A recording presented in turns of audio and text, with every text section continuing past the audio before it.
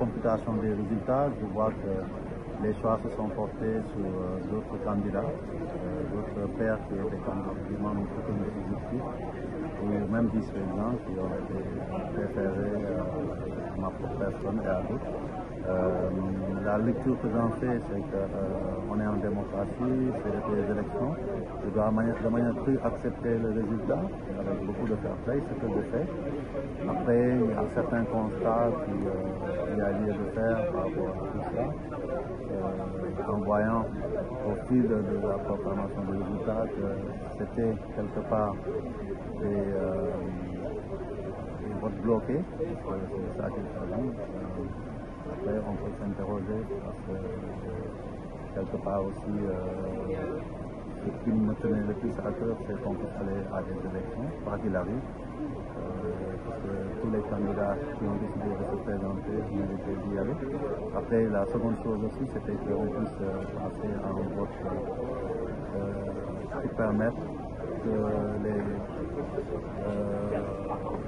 suffrages s'expriment de la manière la plus claire, la plus transparente possible. Et quand on voit le résultat, on est un peu déçu parce qu'on se rend compte comme si tout était déjà joué d'avance. Qu'entendez-vous par là? Tout était joué d'avance? Écoutez, vous étiez dans la salle, vous avez fait le constat, c'est-à-dire quand on voit que sur les listes, les gens sortent par ordre chronologique de la même manière. Comment on peut interpeller ça? Pratiquement la grande majorité des votes sont sortis avec le même vote chronologique de personnes. Et les mêmes personnes répétitivement, parce que ce n'était pas un vote individuel. Si c'était pour un seul poste, on peut comprendre, mais c'est des votes groupés. Et comme par hasard, on n'a pas attendu que on voyait que c'était les mêmes noms. Et ce qui plus est, on sait que la veille, le bruit a couru et même certains candidats ont porté auprès des votants l'idée qu'il y aurait une liste établie quelque part qui devrait s'imposer à tout le monde. En mémoire, je ne compte pas chercher le bouc émissaire. J'ai décidé de partir à des élections, j'ai perdu. J'étais là, tout le monde a voté, donc c'est le choix des votants. Est-ce que ce choix-là ne questionne pas? Pour moi, ça me questionne. Il ne faut pas chercher des faux clients ou des boucs émissaires.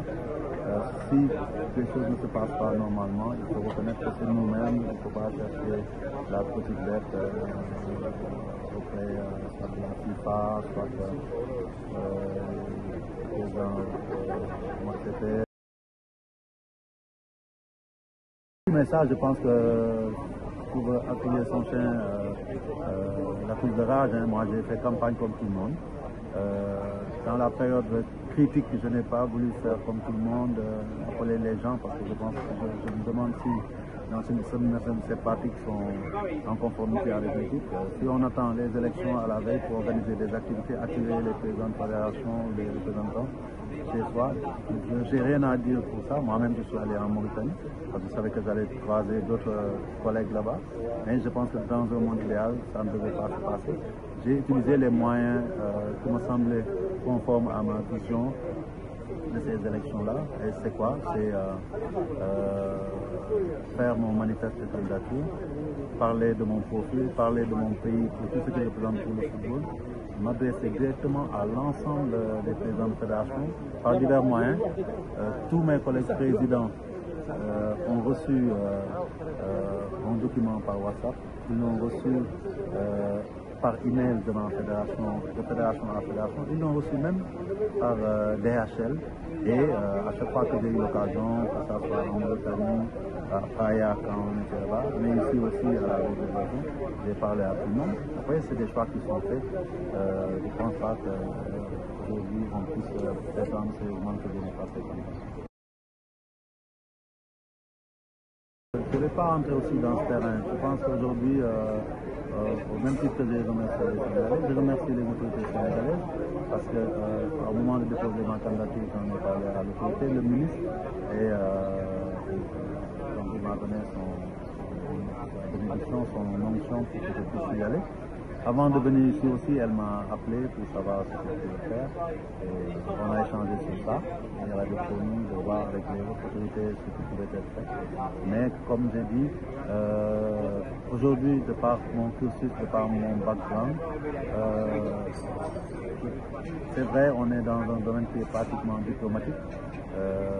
Un appui plus conséquent de l'État aurait pu servir, je pense, hein. Mais quelque part aussi, je pense que cela n'a pas été déterminant. On se connaît tous, on sait ce qu'on représente les uns les autres. C'est des choix qui ont été faits dans des conditions particulières. C'est aussi qu'au niveau du pays, il faut le reconnaître, il y a tellement d'urgence que moi-même, je n'ai pas voulu vraiment déranger outre mesure les autorités. Et c'est aussi simple que ça.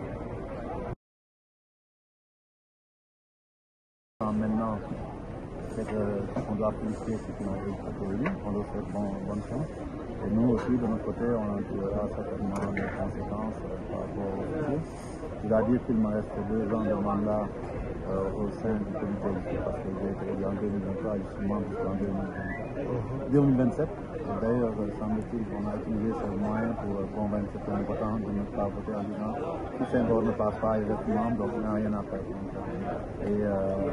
Mais l'un dans l'autre, la conséquence immédiate que j'en tire, à mon avis, c'est que dans cette situation-là, je me vois mal comme premier vice-président. Parce qu'il y a une logique et une cohérence dans tout. Et moi, j'aime bien rester sur ma position et rester cohérent. À partir du moment où j'ai été avec des vice-présidents, des membres simples qui ont été élus, et moi, je ne les sais pas. Est-ce que je suis légitime pour pouvoir les diriger? Je pense que non. Et j'ai informé le président Patrice Motsepe. À partir de ce moment-là, je deviendrai membre simple du comité exécutif, mais je me dédierai pleinement à ma mission, de contribuer dans la modeste mesure de mes compétences au développement du football africain et mondial. C'est ça qu'il faut retenir globalement. Et vous me permettez aussi de remercier les Sénégalais pendant tous ces jours. J'ai vu comment ils se sont mobilisés derrière ma candidature. Moi-même, j'étais finalement énormément surpris de cet engouement de cette candidature. Et moins pour moi-même que pour eux, j'ai eu une sorte de pression parce que je me disais que je serais vraiment déçu si je n'étais pas élu. Et je voulais ici les remercier la presse sénégalaise, la presse internationale, dont certains membres ont prononcé même rendement sur certaines situations qu'on traitait aux uns et aux autres et qui semblent s'être avérées parce que quand on voit les résultats, il ne faut pas se cacher derrière son petit doigt en fait. Ce qu'on disait, ça s'est réalisé. C'est dommage qu'on ait quelque part pour le Sud-Africain. Mais encore une fois, je le dis, le problème de l'Afrique, c'est nous autres les Africains, ce n'est personne d'autre.